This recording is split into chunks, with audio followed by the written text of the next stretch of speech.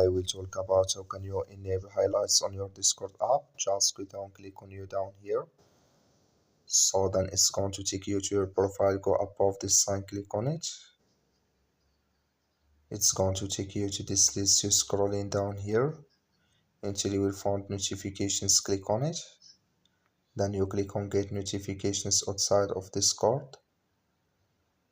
So then you just click on notifications here.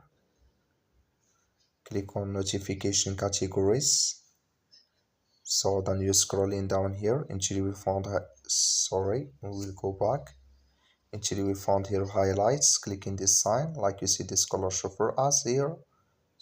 Again, like you see this color show for us here. That's mean here highlights enable with us now. That's all you have to do. Thank you for watching.